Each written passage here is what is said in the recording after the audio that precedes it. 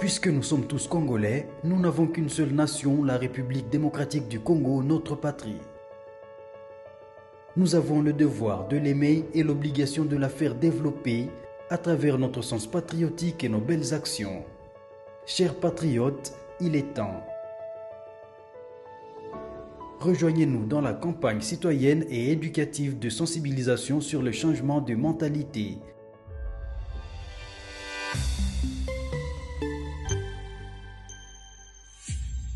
Zala, bon citoyen.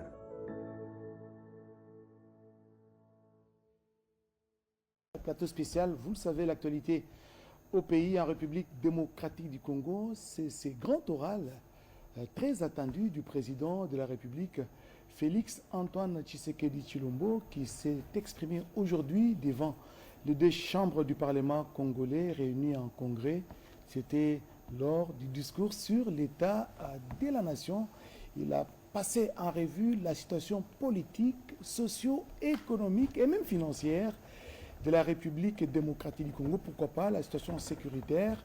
Et nous allons donc débriefer sur les discours du président de la République, un discours qui a pris 1h43 dans la salle de plénière de l'Assemblée nationale. Avec nous sur ce plateau pour débriefer justement sur les discours du président de la République, Madame Godelive Elisabeth Longi. Bonsoir. Bonsoir.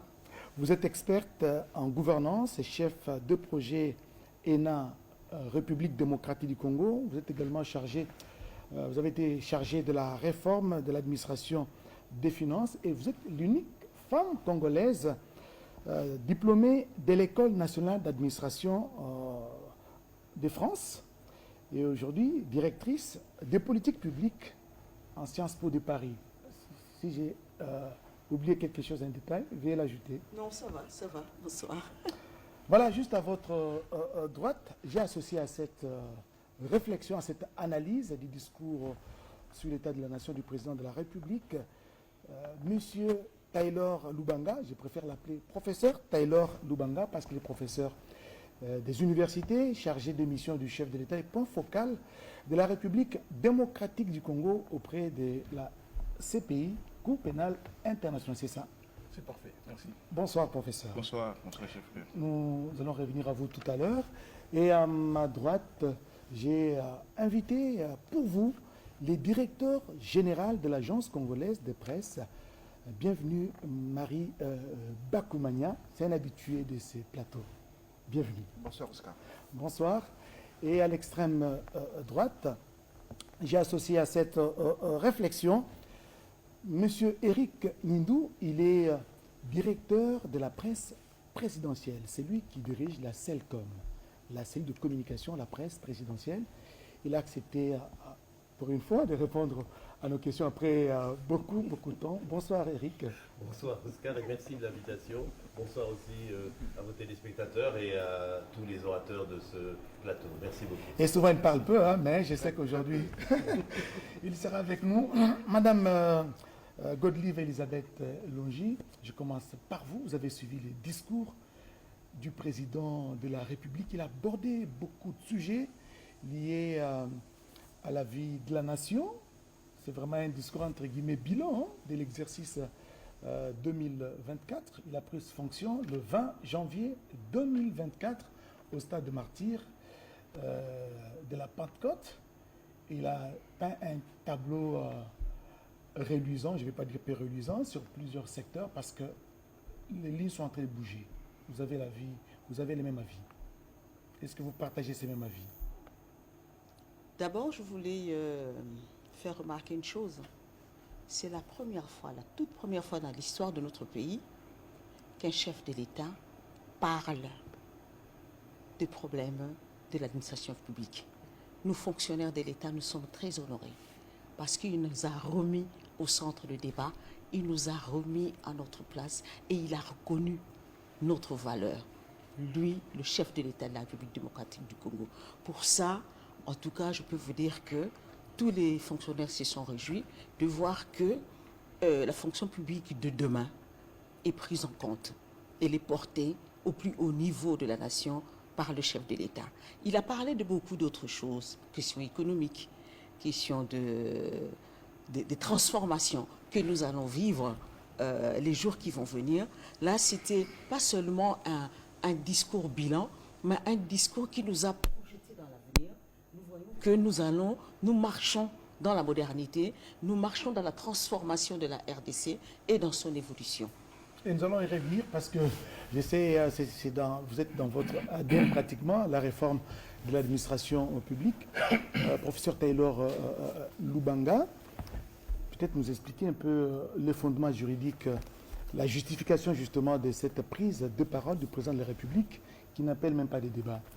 Merci beaucoup, Dr Oscar, pour la parole.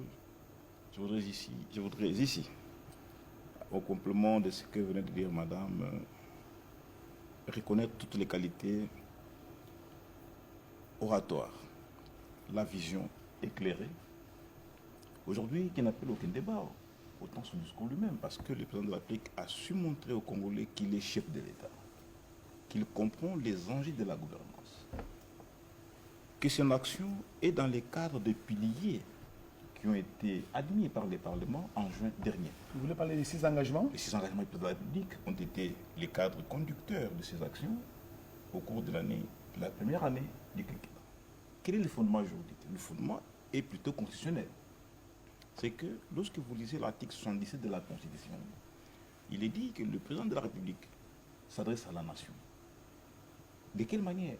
Par des messages qu'il fait lire ou qu'il les lit, mais qui n'appellent aucun débat. C'est dire que les constitutions a imposé un devoir de redevabilité à la gouvernance supérieure du pays, en disant, nous vous confions le pouvoir, mais vous devez nous dire ce que vous faites. Et ce, année par année. Et le chef de l'État, lors du quinquennat dernier, n'a pas fait lire les messages. Il a lui-même accepté cette obligation de redevabilité personnelle et verbale, en disant aux Congolais ce qu'il a pu faire, ce qu'il n'a pas pu faire, et pourquoi il ne l'a pas fait. Alors aujourd'hui, plus qu'un fondement juridique de ces discours, nous sommes là en face des missionnaires du peuple, donc des dieux, pour les peuples. Pourquoi? Parce que le président nous dit, en dépit de secousses internationales, donc mondiales, le Congo est un exemple aujourd'hui accepté à travers le monde. Il nous dit, mais je n'ai pas pu faire ça, j'ai pu faire ceci. Je prends un exemple simple. Le débat, il va peut-être nous y amener. Allez-y, allez-y. Il dit, par exemple, le franc congolais a perdu son pouvoir d'achat de 4,2%. Mais il dit, mais malgré cette perte du pouvoir d'achat, nous avons tenu le cap en stabilisant les francs congolais aujourd'hui. Et nous avons des réalisations qu'il a données, hein, notamment les produits pétroliers qui sont à la base de ce qu'on a connu comme inflation. Mais c'est maîtrisé. Pourquoi? Parce qu'il dit, je n'ai pas pu, mais voilà ce que j'ai pu faire. Depuis bientôt. Là, il a parlé de la réduction du prix des carburants. Depuis bientôt maintenant 6 mois, le dollar est stabilisé. Nos réserves d'échange ont atteint plus de 6 milliards de dollars. Et je voudrais bien que les Congolais sachent, quand on dit réserve d'échange, ça veut dire quoi? Ça veut dire des sommes d'argent en espèces gardées en dehors du pays et produisant des intérêts.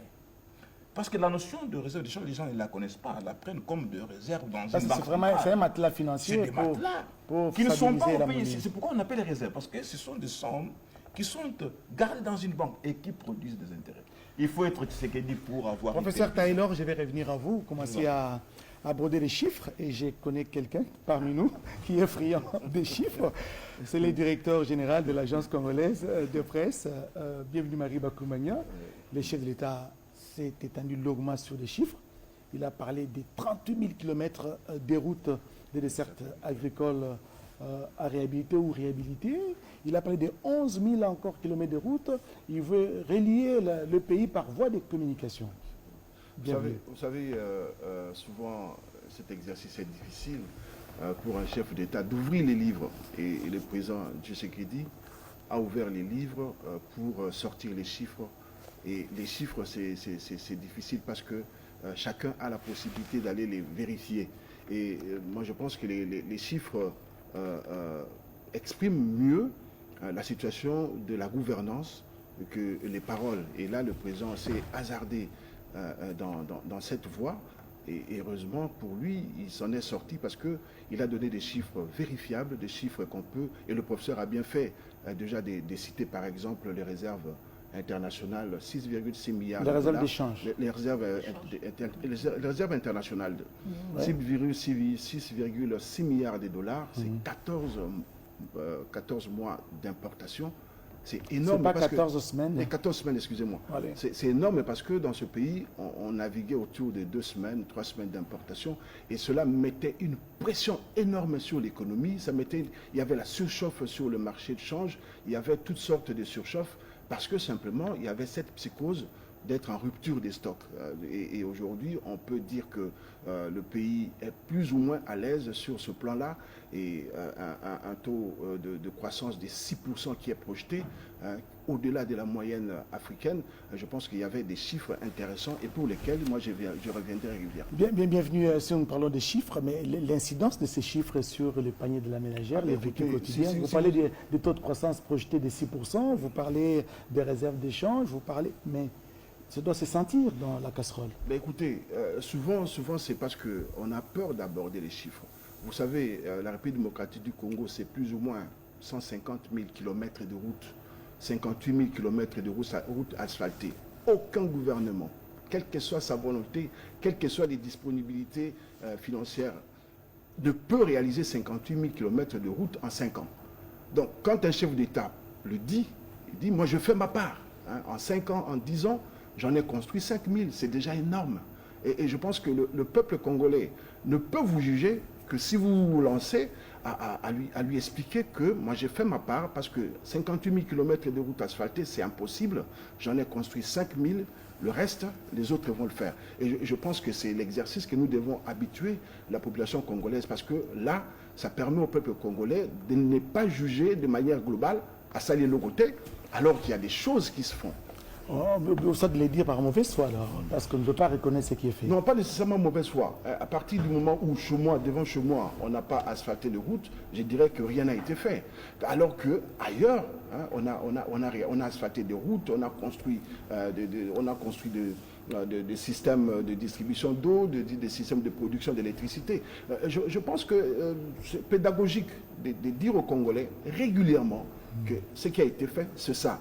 On n'est pas capable de tout faire à la fois. Nous avons fait notre part et notre part peut soulager une partie de la population et une autre partie peut également attendre le moment opportun.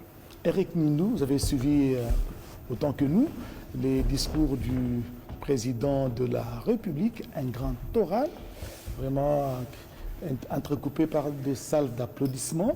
D'ailleurs, vers la fin, le chef de l'État, quand il a annoncé qu'il voulait conclure, l'assistance a réclamé, mais tu ne t'es pas exprimé sur la révision constitutionnelle. Et le chef en a parlé, mais en peu de mots. J'ai retenu une phrase, tout est possible à celui qui rêve, qui ose et n'abandonne pas. Comment vous avez interprété cela? Justement, Oscar, c'est bien que vous reteniez justement cette phrase qui est la phrase qui vient à la fin du discours. C'est une phrase qui vient à la fin du discours, mais qui explique en fait tout l'esprit de ce discours. Parce qu'en fait, qu'est-ce qu'il faut comprendre? D'abord, il faut inviter nos concitoyens, nos compatriotes, congolais et congolaises, à aller lire ce discours. Il est disponible, d'abord, dans toute la presse, sur le site de la présidence. Pour ceux qui ne le connaissent pas, c'est présidence.cd. Il y a le discours, à la fois les images, la vidéo, donc le discours du chef, que vous aussi, sur la RTNC, vous le rediffusez régulièrement. Et vous êtes à bouche autorisée parce que vous êtes les directeurs de la presse présidentielle. Absolument. Donc il faut inviter nos frères et nos sœurs, nos compatriotes, à aller suivre même ce discours. Ceux qui n'ont pas eu l'occasion de le suivre à la RTNC radio ou télé aujourd'hui, et d'aussi se procurer le texte. Le texte est disponible sur le net, notamment sur le site internet de la présidence, et je pense que demain, d'ailleurs, la presse va le populariser. Il sera dans tous les journaux. Pourquoi il faut le lire et le comprendre à l'aune justement de cette phrase finale du chef de l'État? Parce que cette phrase, elle résume bien ce que le président Félix Tshisekedi veut expliquer à sa population. Comme disait le DG de l'ACP, il y avait un souci d'être pédagogue, d'expliquer les choses. Parce qu'on pourrait faire une litanie de chiffres. C'est un discours bilan. C'est une tradition, comme disait le professeur Loubara. C'est une tradition que chaque année, le président vient, un devoir de redevabilité, il vient devant les deux chambres du Parlement réunies, Et il dit voilà ce qui a été fait durant l'année. Discours sur l'état de la nation. Mais simplement, ce que le président Tshisekedi fait, ce n'est pas simplement le bilan d'une année, c'est mettre tout ça en perspective. Dire d'où l'on vient, où l'on est et où l'on va. Et ce que le président Tshisekedi veut faire de ce pays, c'est quoi? C'est transformer la RDC en faire un pays industriel. C'est-à-dire passer de richesse potentielle à richesse réelle, concrète, pour améliorer le bien-être des Congolais. Et c'est toute cette histoire qu'il a racontée aux Congolais aujourd'hui en leur disant on vient de là, d'une situation difficile, on est victime aussi de la conjoncture, des chocs exogènes qui nous viennent de la conjoncture internationale. La guerre au Moyen-Orient, ça fait augmenter le prix du pétrole. La guerre en Ukraine, ça fait augmenter, en moins peut-être au Congo, le prix du blé et tout ça. Mais ça nous oblige... Nous avons l'alternative du manioc. Hein. Voilà, exactement. Mais il en a parlé aussi, parce qu'il a parlé notamment de la recherche scientifique qui fait beaucoup de progrès dans ce domaine. Mais en fait, il dit que malgré tous les défis que nous devons relever, le Congolais est résilient. Le Congo en tant que pays est un pays résilient et on avance et il y a un cap.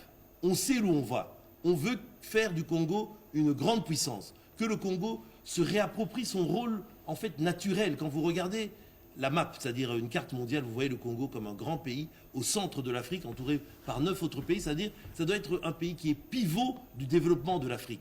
Et c'est ça que le président Tshisekedi explique en disant voilà le travail que je suis en train d'accomplir avec le gouvernement, avec les forces vives, avec toute la population congolaise. On vient de là, une situation qui était difficile d'un point de vue économique, d'un point de vue sécuritaire, et on avance. Et voilà ce qu'on a déjà fait. Et là, on peut citer les chiffres. Relance, par exemple, de l'industrie du zinc, quelque chose qui n'était pas fait depuis une trentaine d'années. Avec l'inauguration de l'usine... Voilà. Travail sur la protection et l'augmentation du pouvoir d'achat des Congolais. Quand vous disiez tout à l'heure, cher ami, que oui, ces chiffres, mais quelle incidence dans le panier de la ménagère? Eh bien, c'est ça. Protéger le pouvoir d'achat, c'est faire en sorte, comme il a dit, on a supprimé la TVA, la taxe sur la valeur ajoutée, sur un certain nombre de produits de première nécessité, pour que le Congolais le ressente, le ressente moins durement dans son portefeuille. Voilà des choses qu'ils ont fait. Il a parlé de la CSU, la couverture santé universelle. Il a donné le chiffre de nombre de mamans qui ont pu aller accoucher gratuitement. Comment ça a sauvé des vies, parce qu'il y avait beaucoup de morts néonatales. Il a parlé aussi de la gratuité scolaire. Il a parlé justement du nouveau cap. On a remis les fondations lors du premier mandat, c'est-à-dire on a construit des infrastructures, on a remis en selle justement assainissement de la fonction publique. Oui. Maintenant, le second cap, ça sera créer des richesses et transformer une industrie de transformation. Merci Eric. Notamment important, oui. Je termine sur un mot. Rapidement. Vous avez vu, il a vraiment insisté sur un domaine, celui de l'agriculture. On est un pays béni par Dieu. Nous allons y revenir, Eric. On doit pouvoir aujourd'hui nourrir les Congolais. Les Congolais doivent nourrir. En une phrase, ce que je peux dire, c'est que ce discours, il résume un peu la méthode Tshisekedi. C'est-à-dire Tshisekedi, il fait ce qu'il avait dit et il dit ce qu'il va faire. Très bien. Il a fait ou il fait ce qu'il avait dit. Absolument. Et il dit ce qu'il va faire. Voilà, nous allons prendre un extrait de cette adresse du discours du chef de l'État lors de ce congrès, n'est-ce pas? Et aujourd'hui, pour cette année, c'est le président Kamere, le président de l'Assemblée nationale, et c'est rotatif. Hein? L'année prochaine, ce sera Sama Lukonde, le président du Sénat. Nous allons prendre un extrait de l'adresse du président de la République et puis on revient pour en débattre. Pour le premier grand oral de son second quinquennat, les attentes étaient grandes et nombreuses. Et l'affluence au Palais du Peuple ce mercredi 11 décembre 2024 l'atteste bien. Une mobilisation pour un rendez-vous annuel et constitutionnel devant députés et sénateurs réunis en congrès. Ce grand événement, à l'instar de celui de l'investiture en janvier dernier, a également mobilisé hommes et femmes de médias pour une visibilité grandeur nature à l'image de cette belle vue aérienne proposée lors du direct par la radio-télévision nationale congolaise. À l'arrivée de l'escorte présidentielle dans l'hémicycle, le président de la République a eu droit aux honneurs militaires avant son accueil par les bureaux de 2 chambres du Parlement. Très ovationné lors de son entrée dans la salle de congrès, le chef de l'État vient faire une sorte de bilan de ses actions en 2024.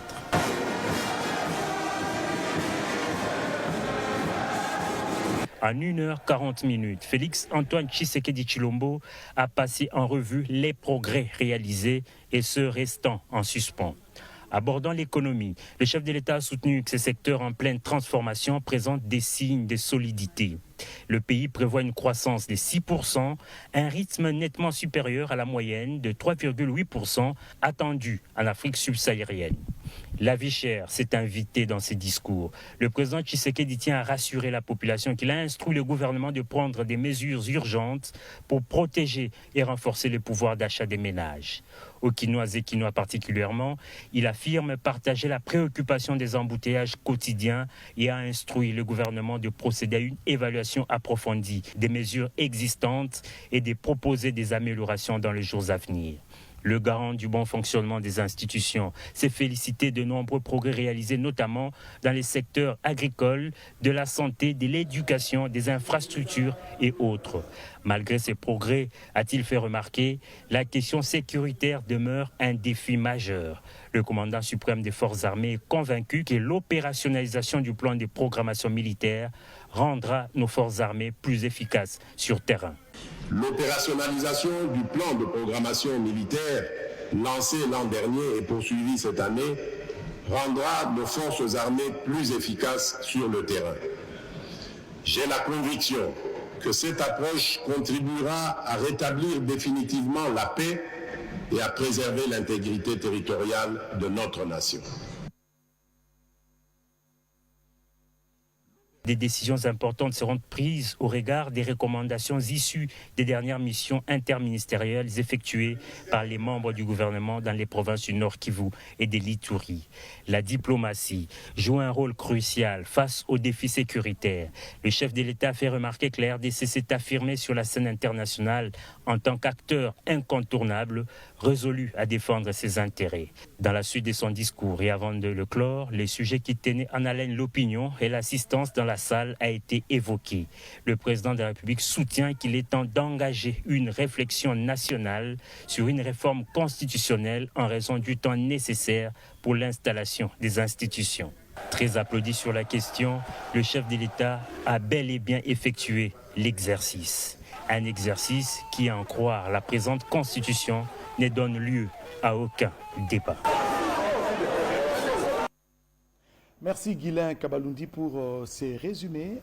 Madame Godelive Elisabeth Longi, revenons sur les aspects liés à la réforme ou réformes qui ont commencé depuis des lustres de l'administration publique, notamment au niveau de la fonction publique. Le chef de l'État parlait de 171 agents qui ont été mécanisés et 10 900 personnes sont allées à la retraite. Les choses ont été bougées. Vous pensez que c'est suffisant pour un pays comme le nôtre? Parce qu'il y a beaucoup de chômeurs, il faut quand même le dire. Oui, mais il faut comprendre le problème de la fonction publique. Comme je l'ai dit tout à l'heure, c'est la première fois au plus haut niveau de l'État qu'un chef de l'État présente les vrais problèmes de l'administration et des solutions y apporter. Avec des chiffres à l'appui. Avec des chiffres à l'appui, mais je peux vous dire que par rapport à l'administration, il n'a pas tellement cité les chiffres de nos effectifs actuellement, tout simplement parce qu'il est difficile de payer des effectifs fantômes. Il a abordé les sujets, et s'il met en exergue le recensement biométrique, c'est parce que c'est ce recensement-là qui va lui permettre d'avoir le nombre exact d'effectifs qu'il paye. Parce que vous devez savoir que quand on recrute dans l'administration publique, c'est une charge pour l'État, c'est une dépense. L'État doit savoir combien il dépense et pour qui exactement. Parce que si on doit dépenser pour les fictifs, c'est une perte, une grande perte pour l'État. Cet argent pouvait servir plutôt à financer certaines politiques publiques. Aujourd'hui, le ministre de la fonction publique, sous l'impulsion du chef de l'État, a fait de gros progrès. D'abord pour le recensement et ensuite pour les départs à la retraite. Vous savez que la réforme a commencé entre les années 2003 et 2005. Pendant le gouvernement 1+4, on avait déjà lancé la réforme. Et nous sommes en mode réforme jusqu'à présent. Et ça continue. Et ça continue. Mais ce qui est différent aujourd'hui, c'est qu'on a touché du doigt le problème et le chef de l'État s'est engagé à les résoudre. C'est très important parce que pour faire une réforme comme celle de la fonction publique, il faut des décisions, des fois impopulaire, mais salutaire pour la fonction publique. Mais vous Il a bien entendez dit, allez-y, madame. il a bien dit, quand il était à Kisangani, quand il a parlé de la fonction publique et qui ne pouvait pas recruter tout le monde. Il a raison. Pourquoi? Parce qu'aujourd'hui, il a mis en place toute une stratégie. Il appuie sur l'économie du pays, relever l'économie du pays, créer des emplois qui vont résorber à travers des industries le chômage. En ce moment-là, il a le temps de faire la réforme et avoir les hommes et les femmes intègres. Mais à vous entendre dont parler, il c'est en a comme si parlé. le gouvernement n'a pas la maîtrise des effectifs, c'est ça? Ce n'est pas un problème de la maîtrise des effectifs, non. Les effectifs sont Parce là. qu'il y a des cumulards, il y a des doublons. Pas seulement les cumulards et les doublons. Tous les gouvernements qui se sont succédés depuis 73, s'il vous plaît. Depuis 73. En fait, le chef de l'État hérite aujourd'hui d'une administration qui est gangrénée par certains mots qui datent du militantisme de 1973. Quand on a introduit le militantisme dans la fonction publique, c'est là que la fonction publique a commencé à dégringoler. Vous voulez dire que les ajouter partis à politiques cela, amènent des agents qu'on engage quand on parlait de on a militantisme? hautement politisé l'administration et c'est à partir de 91, 92, 93, avec le pillage, que carrément la fonction publique a cessé d'exister et elle est devenue en fait le seul employeur en RDC. C'est comme ça qu'aujourd'hui, encore aujourd'hui, on pense que là où il faut aller, c'est dans la fonction publique. Parce qu'à partir de 93, il n'y avait plus d'industrie, il n'y avait plus d'entreprises pour recruter.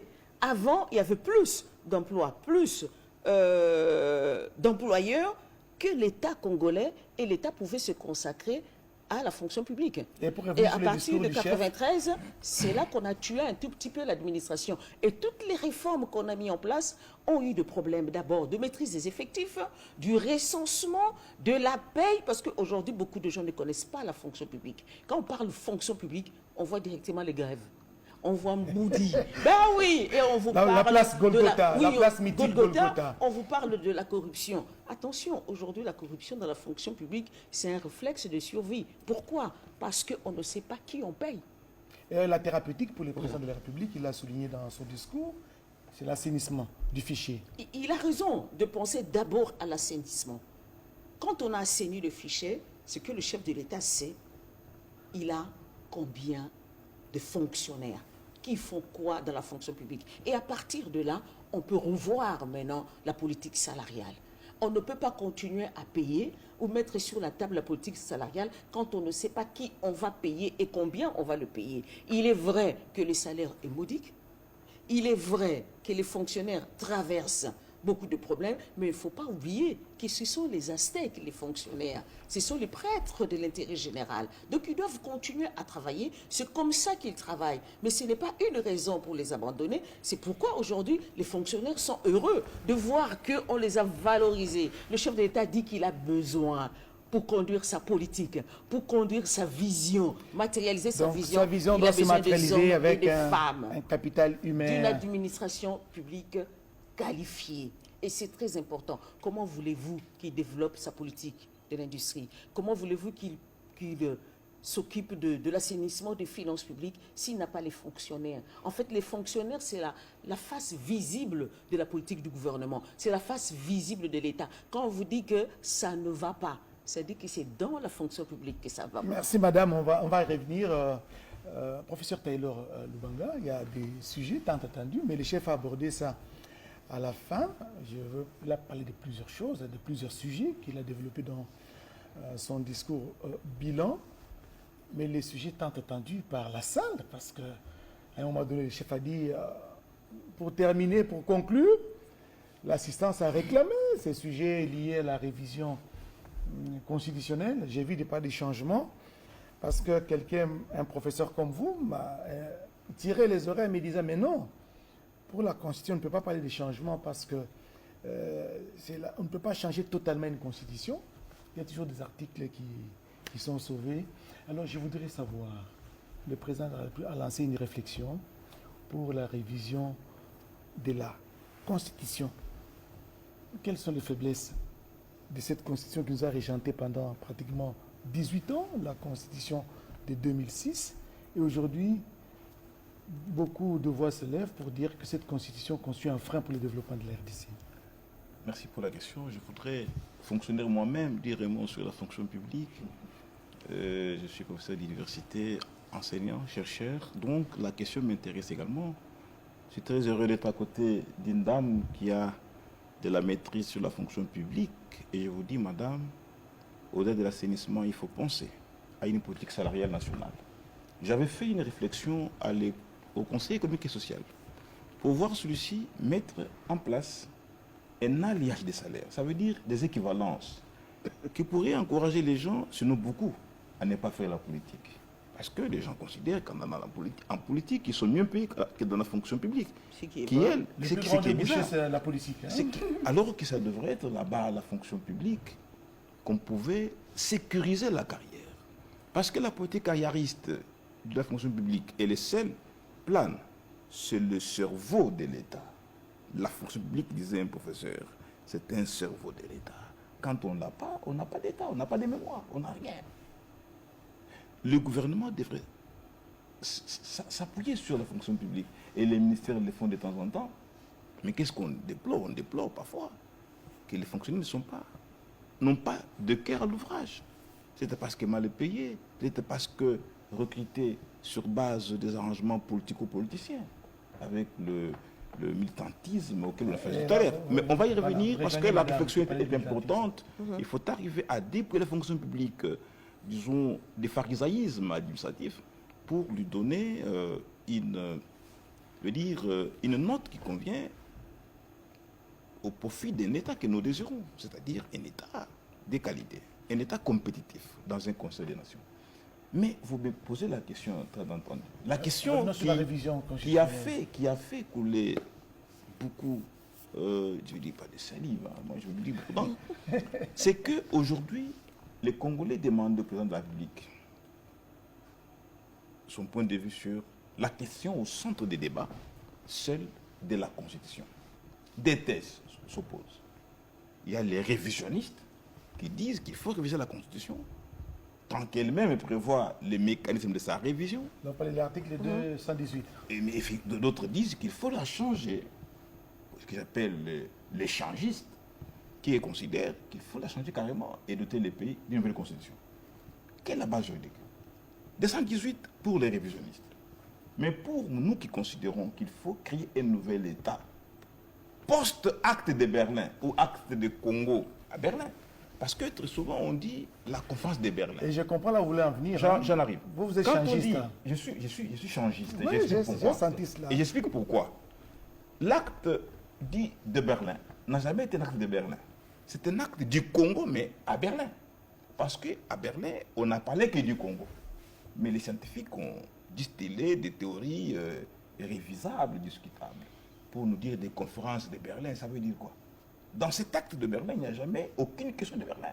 Tout était pour le Congo. Voilà pourquoi je l'appelle conférence du Congo à Berlin. Mais de quoi est-il question? Il faut recréer l'État. Un État totalement souverain. Mais qui peut créer l'État si ce n'est le peuple lui-même?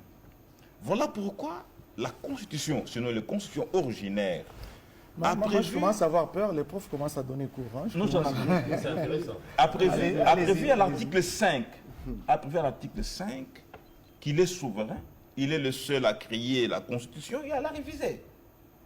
Mais il se limite lorsque, à l'article 218, il dit, parlant du constitution alors dérivé, donc le pouvoir constituant des révisions, qu'il est limité dans les matières, ce qu'on appelle les limitations matérielles. Mais la question n'est pas à ce niveau-là. La question est de savoir qu'est-ce que nous voulons et pourquoi nous le désirons. Qu'est-ce que nous voulons? Nous voulons une constitution totalement fondatrice d'un État souverain, l'État dépouillé de l'article 217, où on peut céder une partie lorsque un article est sujet à beaucoup d'interprétations. Mais lorsque l'Union africaine, qui n'a rien fait pour les Congolais, mais vous savez, l'Union africaine, nous on a les dégoûts de l'Union africaine. L'Union africaine a des résolutions contre le Rwanda. Aucune n'a jamais été appliquée. Pourquoi nous gardons dans notre constitution des dispositions qui nous rendent redevables, qui ne nous supportent pas, qui nous aident pas assez? Qui parle du Congo au niveau de l'Union africaine? Et que font-ils? Voilà pourquoi l'article 5 de la Constitution sert de base légale, de base constitutionnelle des attributions. une constitution peut être révisée par le peuple lui-même, qui le fait directement par voie référendaire ou indirectement par voie de ses représentants. Mais pourquoi les juristes sont si mauvais, les députés et même toute autre personne que auquel le peuple peut confier le mandat? Vous savez, aujourd'hui, on s'est dit il faut réviser la Constitution. On révise quoi? En révisant cette Constitution, nous aurons des dispositions qui vont demeurer parce que les dispositions sont cohérentes. L'une en appelle une autre. Les cohérences constitutionnelles sont des cohérences ensemblières, globalisantes. De sorte que lorsque vous révisez une disposition, vous en neutralisez une autre. Parce qu'il existe des dispositions handicapantes, ou même neutralisantes. Et d'après vous, il faut complètement changer. C'est très important. Il faut créer de vraies cohérences constitutionnelles. Autrement dit, il faut arriver à un moment donné à se raccorder sur ce que nous voulons. Si nous voulons un État indépendant des vérités anti-souverainistes de l'acte de Berlin, il faut réunir les Congolais et les intellectuels, chacun dans son domaine, et cogiter sur une constitution fondatrice d'un État nouveau. Mais parce que celui qui vous dit qu'il faut réviser parce que tout est révisable, jamais changer de constitution, qu'est-ce qui va advenir? Mais nous allons là doter le pays de nouvelle constitution qui va entrer en vigueur après le mandat du président. Une nouvelle constitution qui va entrer en vigueur, en 2028. Et nous repartons à zéro. Mais nous devons qu'il y ait des républiques, chers frères. La France en est à la 5e. Où est le problème? On peut qu'aller à la 4e. Le vrai problème maintenant des changistes que nous sommes, c'est celui de comprendre. Nous sommes des changistes. Voilà. C'est-à-dire, on en arrive à l'idée que si nous sommes d'accord que les cohérences constitutionnelles sont dans une forme de concaténance ou de concaténation, ça veut dire une communication idéale en termes de dispositions qui se complètent ou même qui se neutralisent, il faut créer des vraies cohérences. Voilà pourquoi le changement aiderait mieux par rapport à ce que nous voulons. Et vous estimez que le développement de la RDC est tributaire du changement de la Constitution? Non, mais c'est Moubeko Mokonzi. C'est un problème de Moubeko gouvernance ou un Mokonzi. problème des textes Oscar, que les hommes doivent appliquer? La Constitution est à Moubeko Mokonzi. Je voudrais, des choses à venir, organiser un grand débat sur le changement de notre Constitution. Parce que j'ai entendu des collègues, j'ai entendu même de non-juristes se mêler dans ces débats, dire des choses. Des politiciens du soir, j'en ai vu nombreux, qui parlent de la révision constitutionnelle, qui veulent nous donner des leçons. Comme si, mais j'aurais bien voulu, si vous le permettez, lire l'article 5. Permettez-moi, c'est juste un article de 2 minutes. Vraiment, rapidement, parce qu'on doit évoluer. Nous restons dans les discours des chefs. C'est vrai, les chefs en ont parlé. Que les Congolais lisent, mais comme on n'a pas beaucoup de temps, je voudrais même la envoyer substance, tout simplement. La substance, oui. c'est tout simplement que la souveraineté populaire. Le peuple est souverain. Il est le seul capable de fonder l'État, capable de doter le pays des textes qu'il désire, soit lui-même, soit par ses représentants. C'est ça le fondement constitutionnel. Parce que j'ai entendu un juriste dire le changement n'est pas dans la Constitution. Il ignore le rôle du peuple. Qui sommes-nous aujourd'hui pour lier le sort des générations futures?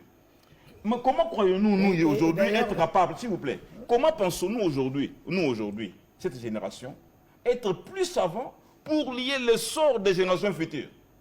Qui nous donne cette intelligence, cette prétention? Voilà pourquoi chaque génération a ses problèmes et chaque génération peut résoudre ses problèmes en fonction de ce que s'est fait comme l'idée. Et voilà. Le chef de l'État lui-même a dit que... Pour finir cette question, Oscar, je voudrais dire que le changement répond mieux aux désirs des Congolais que la révision. Là, nous repartons à zéro. Vous avez parlé de la 5e République en France. Pourquoi pas une 4e au Congo? Voilà. Bienvenue, Marie Bakoumania. C'est une question qui divise, entre guillemets, la classe politique. La question, il faut le dire, de la révision ou même du changement, parce que... Mais Oscar, le prof est changiste. Non, juste pour dire ça, je vais laisser la parole après à mon frère, le DG de la CP. Et donc, ce que je voulais dire, c'est que ce qui est important, un débat sur cette question de la révision, c'est qu'il faut le décrisper. Ce n'est pas une question taboue. Et c'est ça, c'est vraiment ce que le président a voulu dire. Il l'a redit aujourd'hui dans son discours, mais il l'avait dit récemment quand il est arrivé à Kalemi. Il a dit on doit donner, les Congolais ont le droit, et ils doivent exercer ce droit de pouvoir réfléchir à leur constitution. C'est pour ça qu'il mettra en place, au début 2025, une commission transversale avec des interdisciplinaires, des sociologues, des politologues, des juristes, des journalistes, des prêtres, tout ce que vous voulez, des Congolais qui décident de réfléchir. Il faut réfléchir, c'est-à-dire raisonner et se dire, est-ce que ce texte, comme le dit le professeur Lubanga, ce texte qui nous régit, qui régit notre vie en commun, notre vie en tant qu'État, est-ce que ce texte, il nous convient, oui ou non? Ce n'est pas tabou, il faut que les gens comprennent que ce n'est pas tabou et qu'il faut réfléchir et ne pas avoir le réflexe, excusez-moi du terme, mais le réflexe un petit peu trivial, je vais utiliser ce mot-là, d'une certaine opposition qui directement, quand on parle de constitution, ils se cabrent, ils disent non, il va y avoir une guerre civile. Moi, ça me fait penser, en fait, comme on dit comparaison n'est pas raison, mais c'est aussi absurde de dire ça que de dire que, par exemple, parce qu'il y a ceux qui aiment, par exemple, Vita, ceux qui aiment Imana, alors on doit interdire les matchs Vita-Imana parce que les gens vont se battre. Non, les gens peuvent être passionnés par leur club de football, mais les matchs peuvent se passer. Donc, on peut être passionné sur la question de la révision ou pas de la Constitution, mais on doit pouvoir aborder. On est Congolais et on a le droit d'en parler. Et c'est ça, c'est ce débat-là que le chef veut lancer dans la société. Et ce n'est pas un débat qui concerne son mandat d'ailleurs. Il l'a bien dit puisque les articles verrouillés ne sont pas concernés par cette révision. Bienvenue Marie. Oui, écoutez, moi je pense qu'il y a une phrase du président de la République qui résume tout. Il a dit que le pays est dans la diversité, mais cette diversité doit être un facteur de cohésion. Et je pense que cette phrase démontre à suffisance que les Congolais ont le droit de se chamailler. Moi, je préfère utiliser ce terme-là, de se chamailler sur la révision ou le changement de la Constitution. Mais le plus important pour les Congolais aujourd'hui, c'est de dire il y a plus ou moins 5 millions de Congolais qui ont acquis d'autres nationalités. Est-ce qu'il faut les laisser au bord de la route comme on le fait actuellement? C'est une réflexion qu'on peut engager légitimement et personne ne peut nous empêcher de dire nous avons des valeureux fils, des valeureuses filles du pays qui ont des compétences et qui sont compétitifs à l'extérieur. Pourquoi est-ce que nous leur imposerons cette... Pourquoi se priver de ces talents? Oui, cette charge-là d'acheter un visa à l'aéroport d'Indjili. C'est privé. Les visas aéroportuaires. C'est vraiment ridicule pour les Congolais chaque fois de voir que des patriotes, des compatriotes, on est de la même famille. Et moi, je peux entrer au pays et mon frère à côté, il est en train de chercher un visa pour entrer dans son pays. Donc, une question pareille. Donc la question des doubles nationalités peut être résorbée dans la nouvelle constitution ou dans la constitution révisée. Évidemment aussi l'article 217 qui fait problème parce que tous les patriotes estiment qu'on ne peut pas faire des cadeaux à l'Afrique et le professeur l'a expliqué avec brio. On ne peut pas faire des cadeaux aux gens qui prennent des résolutions qui n'ont jamais été appliquées et qui caressent même dans le sens de poil celui qui vient annexer pratiquement des pans entiers de la République. J'ai cité le Rwanda. Ces dispositions doivent quitter notre Constitution. Si ça ne peut pas quitter par voie des révisions, nous passerons à la voie des changements. Et ici, et le président est encore plus clair, je voudrais bien le citer, mais je le cite de mémoire, il dit qu'il faut engager une réflexion nationale. Cette réflexion nationale, ça veut dire que la SENCO, elle va venir donner son point de vue, les journalistes viendront donner leur point de vue. L'opposition républicaine. L'opposition dans son ensemble. Dans son ensemble, on ne peut pas exclure. Tout Congolais a droit au chapitre. Tous les Congolais, ils ont le droit de donner leur point de vue. Et ce point de vue, dans la diversité, évidemment, qui doivent être un facteur plutôt de cohésion. Et les chefs, quand ils disent facteur de cohésion, c'est également facteur de développement. Parce qu'on ne peut pas être en cohésion si on est dans la pauvreté. Si on est dans la pauvreté, il y a toujours considéré que les uns sont mieux servis par l'État que les autres. Et je pense que la question constitutionnelle, c'est une question fondamentale parce que... On ne doit pas éluder dans les débats, dans les échanges. Tout passe par là. C'est tout à fait normal. Tout à fait normal. C'est même la vivacité. Oui, madame, allez-y, vous voulez compléter? Ça ne peut pas être, comme l'a dit Eric Nindou, que ce n'est pas un sujet tabou. Et moi, j'ai apprécié la sortie du chef de l'État quand il a abordé le sujet. Il laisse aux Congolais de débattre, de discuter. Ce n'est qu'une réflexion. Je ne suis pas changiste, mais je suis quand même réformiste et légaliste. Donc, ce qui fait que moi, je prends la dimension élévation. C'est-à-dire qu'on va réformer, mais réformer pour s'élever. Aujourd'hui, tout le monde a sa position concernant la révision de la Constitution. Qu'est-ce qu'on dit du choc des idées? Jaillit la lumière. Donc, on doit laisser les gens parler, chacun défendre sa position, et ça va permettre aussi au chef de l'État de suivre les débats et de se faire une idée. On ne peut pas dire qu'il y a des gens qui ont raison ou bien qui ont tort, parce que bien sûr, il y a des articles qui mettent mal à l'aise. Par exemple, pour la réforme de la fiscalité aujourd'hui, il y a des revenus qui ont été cédés avec la Constitution de 2006 aux EAD, qui posent problème aujourd'hui, qui mettent en mal la réforme sur l'IRPP, l'impôt sur le revenu de personnes physiques. Parce qu'il y a l'impôt... les rendements. Oui, non. Certains revenus qui ont été cédés aux provinces... De l'impôt foncier ou bien de la rétrocession. Revenus locatifs et impôt foncier. Et la vignette. Non, pas la vignette. Je parle du revenu. Donc, vous voyez que on est dans une réforme de l'impôt global, mais il y a des revenus qui échappent. Là, au moins, on peut trouver une solution sans mettre mal aussi les provinces, parce que les provinces ont besoin de revenus. Là, ce sont des réflexions qu'on doit mener. Il faut des études. Il faut voir ce qui va, ce qui ne va pas. On ne va pas se lancer dans une révision, dans un changement comme les changistes, sans évaluer. Oui, c'est ça, je suis réformiste, je commence par une étude d'impact. Quand je vais réformer là, qu'est-ce que je vais avoir de l'autre côté? Est-ce que je vais créer des problèmes? C'est ça, en fait. On ne doit pas avoir peur du débat. On ne doit pas aussi museler les gens. Il faut laisser les gens parler calmement. Chacun a ses idées. Et au finish, le chef de l'État va se faire une idée de ce qu'il veut exactement par rapport à sa propre idée déjà. Nous allons parler de notre sujet. Merci beaucoup. Nous sommes étendus longuement sur non, c'est pour dire seulement, excusez-moi, qu'il ne faut pas cuire le chef de l'État dans sa propre sauce. Il sait là où il va. Oui, je voudrais donner un tout petit détail par rapport à cette doctrine changiste, par ailleurs. Je suis réformiste et légaliste. Qui est une doctrine nouvelle qui vient de naître ce soir. Cette doctrine changiste, nous la considérons totalement cohérente en raison des finalités. Parce qu'une chose, c'est de vouloir un objectif, de vouloir plutôt un résultat, mais l'autre, c'est de savoir comment y arriver. Si nous voulons de l'élévation, il faut alors créer des cohérences.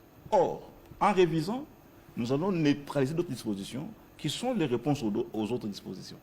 C'est pourquoi inculquer, sinon incruster un esprit cohérent nouveau dans un corps constitutionnel complet, sinon totalement national, pour ne pas dire fait par les Congolais eux-mêmes, nous permettrait de résoudre toutes les questions que vous avez dites. Alors je suis content... Est-ce que ce n'est pas prématuré? J'arrive. Non, mais il y a un débat. Parce que dans un débat, on amène quelque chose. Je suis très heureux que vous ayez dit qu'il faut de l'évaluation. Voilà pourquoi cette commission va d'abord évaluer les cadres constitutionnels actuels. Là, ça nous met à l'aise. Mais on ne peut pas se mettre à dire changer les constitutions. Non, pourquoi on la change? Parce qu'on l'a évalué, on l'a évalué et elle ne répond plus. Ou elle ne répond pas, ou n'avait jamais répondu à telle ou telle question. Mais là où j'étais plus heureux, c'est d'entendre madame parler d'impôt sur le revenu, et là je suis d'accord. Parce que la vignette est un impôt réel. C'est un impôt sur la chose, hein, c'est-à-dire ça frappe le bien indépendamment de son propriétaire. Donc le véhicule, que vous sachiez de l'État ou qui, vous devez payer l'impôt, ça vise la chose. Mais l'impôt sur le revenu, donc l'IRL par exemple, sur le revenu locatif, cet impôt avait été conçu dans sa réforme de 2006, de 2012, comme pouvant être attaché à l'impôt foncier, qui est un impôt réel. C'est ainsi qu'en les détachant des impôts sur les revenus, on a pensé les confier aux provinces dans l'idée de les fusionner. Parce que j'ai été parmi les experts de la fiscalité en 2012 sur ces questions de réforme. Et l'idée était de pouvoir les mettre ensemble en se servant du cadastre foncier, pour dire qu'on peut davantage dénombrer et même identifier les locataires en se servant des propriétaires des maisons par les cadastres. Et cette collaboration dans notre pays a beaucoup fonctionné. Yes. Et ça a été ça, ce détachement a été jeté par ça. Et pour finir, Oscar, nous voulons refonder l'État. Refonder l'État signifie réfléchir, élaborer un texte cohérent qui permet à notre État de quitter tout ce qu'on décrit aujourd'hui. Comme disait mon professeur Mboyo qui est décédé. Personnel. On ne peut pas aujourd'hui imiter les Français et les Belges dans leur constitution et dans ce qu'ils font. Nous avons nos problèmes. Nous devons réfléchir sur la manière de les gérer en mettant en place des lois authentiquement congolaise. Donc c'est une constitution de l'étranger. Authentiquement. Non, je ne veux pas ce débat. Je ne veux, non, non, je n'aime pas le débat. Je n'aimerais pas qu'on nous Revenons sur le discours du chef d'État. Merci.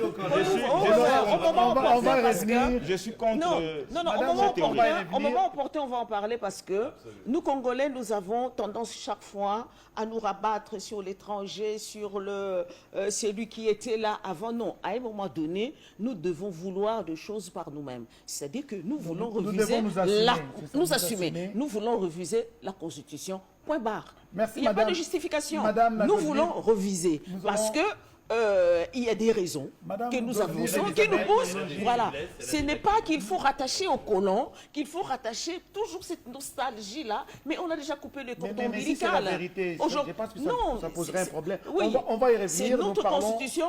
Aujourd'hui, on va évoluer. Merci, madame. Pourquoi? Pour rendre l'État plus efficace. Plus efficace, voilà, parce qu'on trouve que le texte ne nous rend pas plus efficace. Merci, professeur. On va reviser. Merci, bienvenue. Je suis heureux. Au moins, on s'entend sur les limites. Le président de la République a abordé notre sujet dans son discours sur l'état de la nation. C'est notamment celui lié à l'agriculture. L'agriculture qu'il considère comme état un levier de la croissance. Il a fait allusion notamment aux semences qu'il a accordées, aux équipements, au matériel agricole qu'il a mis à la disposition, que le gouvernement a mis à la disposition justement du pays pour relancer cette agriculture. Il a fait aussi une mention spéciale au service national avec ses 5000 hectares. Bienvenue Marie. Écoutez, le travail qu'abat le service national, c'est un travail appréciable. Non seulement il convertit des anciens Koulounas, des bandits, aujourd'hui en bâtisseurs. C'est un travail de grande qualité, c'est un travail qui permet de donner de l'espoir à la jeunesse congolaise. Mais le président, il a parlé des 30 000 semences qui sont données aux agriculteurs, et il a également parlé de la production animale et halieutique. Et vous savez, il y a des lacs au Congo comme le lac Tanganyika où on trouve des poissons qui meurent de vieillesse. Il y a 750 espèces de poissons. Oui, franchement, et d'ailleurs, il a dit également que 8 bateaux de pêche industrielle étaient arrivés, qu'il restait seulement des problèmes de questions administratives pour que ces bateaux puissent être déployés à la Chopo, au Tanganyika et à Kinshasa. Donc vous vous rendez compte que demain, on peut arriver à un point où les importations, j'ai dit en passant que nous consacrons 2 milliards de dollars pour importer du pioudi, des chinchards, des poulets et tout ce que vous voulez. Demain, il est possible, et le chef de l'État l'a dit également, il a insisté qu'on peut nourrir non seulement le pays, mais on peut également nourrir des pays voisins de la République démocratique du Congo, puisque le pays est à vocation agricole. Et aussi... là, c'est dans le cadre de la diversification de l'économie. Là, il en a parlé. Et aussi dans les cadres de la République démocratique du Congo, où on a une jeunesse dynamique. Cette jeunesse ne demande qu'à aller dans le travail de l'agriculture, parce que les mines, des jeunes sont aujourd'hui administrateurs de groupes WhatsApp, ils sont plus dans ces choses-là, alors que aujourd'hui l'agriculture peut permettre aux jeunes de devenir des millionnaires. Aux États-Unis, les grands millionnaires sont parmi les fermiers. Il faut cette culture-là à la jeunesse. Le chef de l'État a également parlé de l'encadrement des éleveurs. Il faut les encadrer, les professionnaliser. Et là, on retrouve dans le budget national la part en 2025, la part qui est bienvenue, on ne va pas tout terminer aujourd'hui, il y a beaucoup de sujets. C'est bien sûr. Bienvenue, merci. On va terminer. Je pourrais peut-être 30 secondes rapidement. 30 secondes pour dire que les routes et également la réhabilitation, l'aménagement plutôt des voies navigables, 11 432 km de voies navigables, permettrait à ce que la production puisse arriver au centre de consommation. Voilà, c'est ce qui nous manque, les voies de communication. La production se fait à l'intérieur du pays, mais comment acheminer tous ces produits vers les centres de consommation? Il n'y a pas de route et le chef de l'État se bat pour réhabiliter les voies de communication. Eric Nindou, nous allons terminer, nous sommes à Kinshasa. Je ne sais pas dans quel coin de la ville vous habitez, mais si vous n'avez pas quitté avant 5 heures ou avant 6 heures, vous serez coincé dans... À 6 heures juste. Je me reviens à 4h30. Là, c'est Madame Godelive Elisabeth Longy. Oui, Vous rêvez 4h30. Le chef d'État fait mention des embouteillages. Il a demandé C'est infernal. d'évaluer justement les mesures qui ont été prises dans ce sens-là. Et je pense toujours chaque matin à toutes ces dames qui se réveillent très tôt matin, qui réveillent leurs enfants, qui ne dorment plus, parce que toute la journée, les enfants sont sur la route et doivent se réveiller très tôt matin, les envoyer à l'école. Mais je me demande ce qu'adviendront ces enfants demain. Parce que c'est vraiment... Et même notre production, nous, en tant que fonctionnaires, qu'est-ce que nous allons donner à l'État? Parce que nous passons plus de temps sur la route. C'est un problème réel et qui demande vraiment beaucoup de réflexion. J'ai vu que le ministre, le vice-premier ministre, ministre du Transport, a essayé quelque chose, l'alternance, mais il faut aussi que le Congolais s'implique. Ce que nous voyons sur la route, ce n'est pas l'État. C'est nous, Congolais. Manque de civisme, manque de discipline et manque de courtoisie. Hier, j'ai failli cogner un Wewa, un motard, qui m'a coupé la route. Pour une raison ou une autre. Peut-être qu'en faisant les bandes de motards, qu'on les enlève de la chaussée, voilà, ils vont rester sur la route, mais pas sur la chaussée des 4 roues. C'est très dangereux pour eux et pour nous. Donc, on doit résoudre ce problème de transport parce que ça nous empêche de travailler. Moi, j'amène le travail dans ma voiture. Donc, vous avez votre ordinateur? J'ai mon ordinateur, je travaille et j'ai des problèmes avec mes yeux aujourd'hui parce que je travaille dans le noir avec la lumière de l'ordinateur dans la voiture. Hier, je me suis tapé 3 heures, 4 heures de route. Donc, j'ai pu traiter 3-4 dossiers. Et quand j'arrive à la maison, je ne sais pas m'occuper de ma maison. Et le lendemain, je dois être debout à 4h30. Donc, c'est voir ensemble, nous d'abord, Congolais. Comme je l'ai dit au début, il y a des décisions qui peuvent être impopulaires, mais salutaires pour la population. On essaye d'explorer cette partie, ce côté-là. Et les chefs d'État lancé la réflexion. Comment enlever le Wewa de la chaussée, créer les bandes de Wewa ou de motards et laisser les véhicules circuler comme il faut. Et aussi discipliner les agents de l'ordre. Moi, j'assiste à des spectacles, de fois, je me demande, mais qu'est-ce qui s'est passé exactement? Vous voulez parler des Mbote à Oui, les Mbote, il y a les cas, je comprends, qui ne sont pas bien payés, mais qui se tranquillisent. C'est tout le monde qui n'est pas bien payé, il n'y a pas que les agents qualifiés. Mais à partir du moment où tu es agent de l'État, parce qu'ils sont aussi agents de l'État, ils ne peuvent pas nous donner ces spectacles-là. Donc parfois, certains embouteillages, c'est eux qui sont à la base. Oui, c'est eux qui sont à la base. Ils cautionnent beaucoup de choses. Et aussi, ils laissent certaines choses par peur. Éric Nindou, le président de la République. Parce qu'ils ne veulent pas être agressés par les Wewa après et tout. Ils ont le temps de fermer les yeux. Mais il faut qu'ils nous aident parce que le développement du pays, de l'économie du pays, dépend aussi du confort qu'on peut donner à la problématique des embouteillages. Non, mais bien sûr, c'est ce que madame a dit, elle a tout à fait raison. C'est que ce n'est pas un problème simplement de confort personnel, hein, pour certains, parce que certains profitent de cette voie, ces nouvelles voies, par exemple, de sens unique. Mais c'est un problème vraiment qui touche à la productivité même du pays, comme vous l'avez dit, parce que les gens sont obligés de quitter leur travail plus tôt, et puis aussi à la santé des enfants. Les enfants qui se réveillent à 4 h du matin, problème de sommeil, des troubles de sommeil.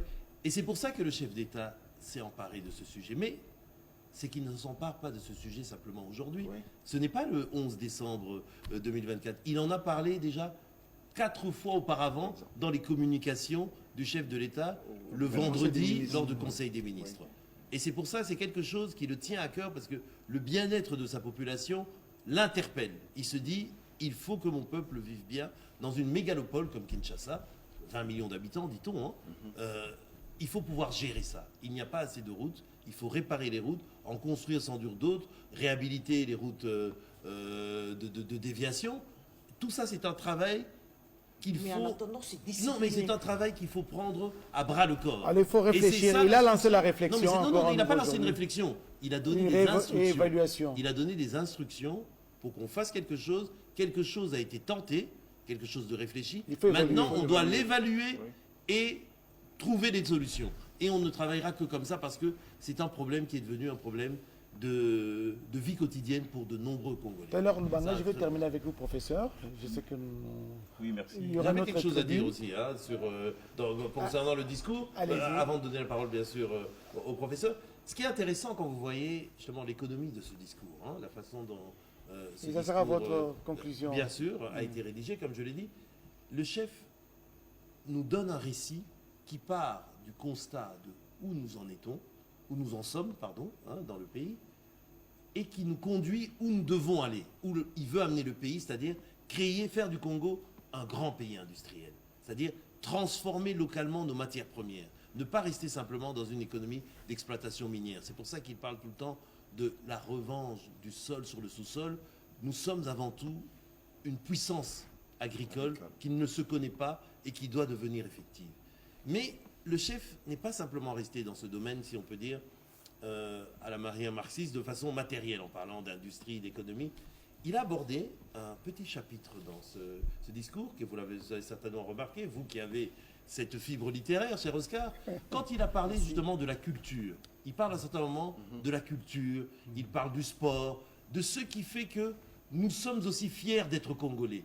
Vous savez, il a annoncé l'inauguration du centre culturel. Absolument, il a annoncé cette inauguration. C'est pour dire que, au-delà, je veux dire, du travail, de la production économique, il y a aussi un narratif qui doit nous rassembler tous, nous unir tous, faire la cohésion justement sociale de notre société. C'est ce qu'on raconte sur cette nouvelle image du Congo. Le Congo nouveau, la renaissance en quelque sorte, le renouveau du Congo. Et c'est pour ça qu'il a aussi parlé des médias, en parlant notamment de l'ACP, de la RTNC, qui ont fait énormément d'efforts au niveau de leur... Pardon, vous dites ? Qui nous donne de belles images. Absolument, qui ont fait énormément d'efforts au niveau de la technique. Au niveau de la technique. Merci madame, ça nous va droit au cœur. Mais c'est une responsabilité. Ces remerciements auprès de l'équipe dirigeante. Cher Oscar, c'est une responsabilité pour les médias et pour tous les acteurs justement de ce monde médiatique. Un monde médiatique qui est bouleversé. Vous avez parlé tout à l'heure, il n'y a pas que les médias classiques tels que la télé, la radio, les agences de presse. Il y a aussi aujourd'hui les influenceurs sur les réseaux sociaux. Mais nous tous, nous devons raconter cette histoire du Congo qui est en train à marche forcée de se transformer. En quelque sorte, le président voulait dire bien faire les choses et le faire savoir. C'est à nous de le faire savoir que les choses bien sont en train de se faire. Il faut un accompagnement citoyen au niveau des médias. Professeur Taylor Lubanga, je voudrais qu'on termine avec vous. Peut-être en abordant, je voulais avoir votre commentaire. Le chef de l'État ne s'est pas longuement étendu là-dessus, mais il a parlé de la question sécuritaire tout en félicitant son homologue président Joao Lourenço pour le travail qu'il fait dans le cadre du processus de Luanda, fait de ramener la paix au pays. Situation sécuritaire dans l'est du pays. Vous avez été à la CPI, vous êtes rentré au pays, vous êtes le point focal de la RDC, et le chef de l'État revient, il se bat bec et ongle pour que la paix revienne au pays.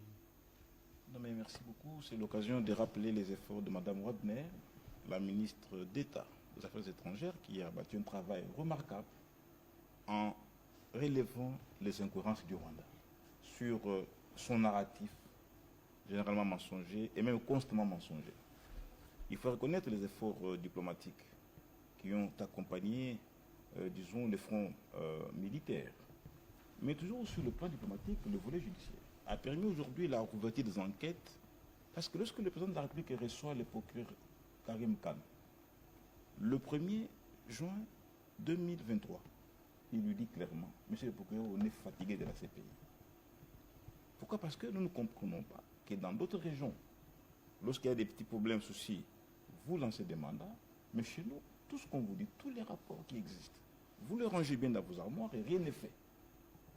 Et là, il me charge d'une mission auprès de la CPI pour pouvoir faire le suivi de cette opération. On en est arrivé le 14 dernier, octobre dernier, à la décision salutaire pour les Congo, la réactivation, la rouverture des enquêtes, disons, pour les crimes commis. C'est lors de la 32e session, justement, 23e. La 23e, pardon. Commis à la RDC. Et à la 23e session, lorsque j'ai pris la parole, j'explique également au nom du pays que nous n'allons pas aujourd'hui laisser les criminels continuer à endeuiller nos populations, les enfants en séparation de leur génitaire, et qu'il nous faut vraiment des enquêtes. La Cour a pris la question sérieuse, beaucoup d'avancées sont signalées, et je pense que les choses iront très mieux. Alors enfin, vous avez demandé de la défense. La défense, oui, aujourd'hui, la loi de programmation militaire. Le président a promis qu'il faut l'opérationnaliser, et il croit qu'avec cette nouvelle loi, nos forces sauveront protégerons et défendrons le pays.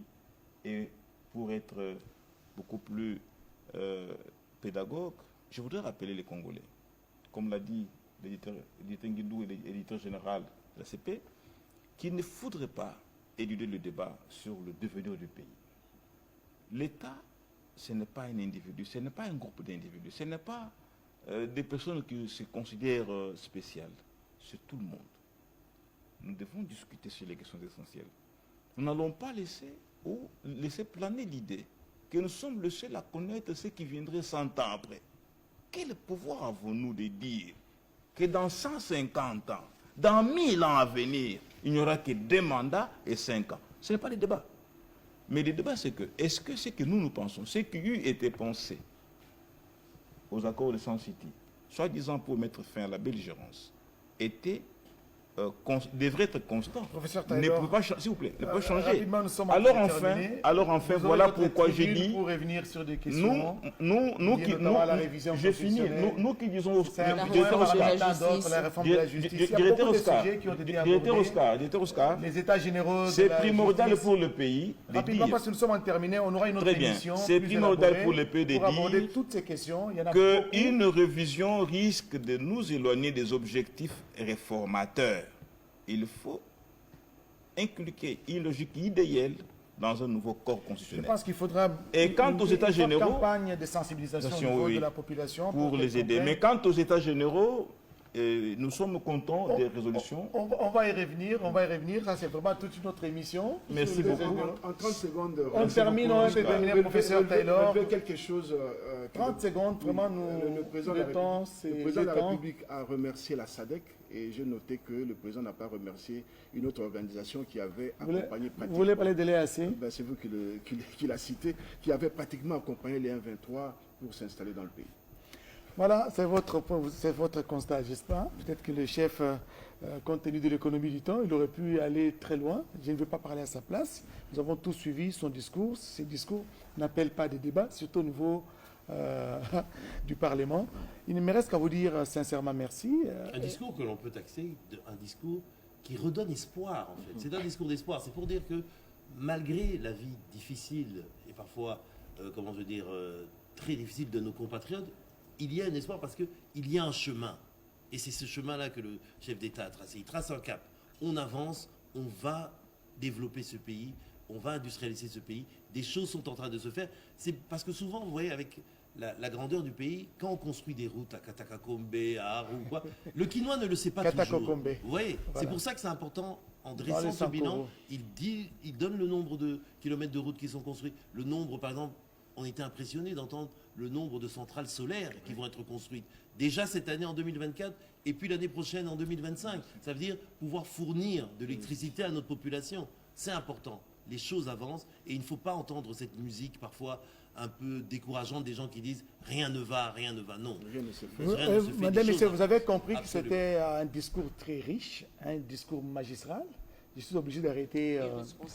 Et responsable en même temps, merci madame. Je suis obligé d'arrêter basé sur le réel. Cet échange. Par ici, Eric Nguindou, Madame Godlive Elisabeth Longi, Professeur Taylor Lubanga, bienvenue Marie Bakoumania, directeur général de l'ACP. Mesdames et messieurs, nous vous disons sincèrement merci d'avoir participé à cet échange, à ce débrief sur les discours, sur l'état de la nation, prononcé ce 11 décembre 2024 par le premier d'entre nous, le président de la République, Félix Antoine Tshisekedi Tshilombo, un discours bilan, un discours d'espoir pour prendre le terme d'Eric Nguindou. Espérons vous retrouver dans d'autres tribunes pour aborder d'autres sujets qui n'ont pas été examinés lors de cet échange. Merci de nous avoir suivis et à la prochaine. Puisque nous sommes tous Congolais, nous n'avons qu'une seule nation, la République démocratique du Congo, notre patrie. Nous avons le devoir de l'aimer et l'obligation de la faire développer à travers notre sens patriotique et nos belles actions. Chers patriotes, il est temps. Rejoignez-nous dans la campagne citoyenne et éducative de sensibilisation sur le changement de mentalité.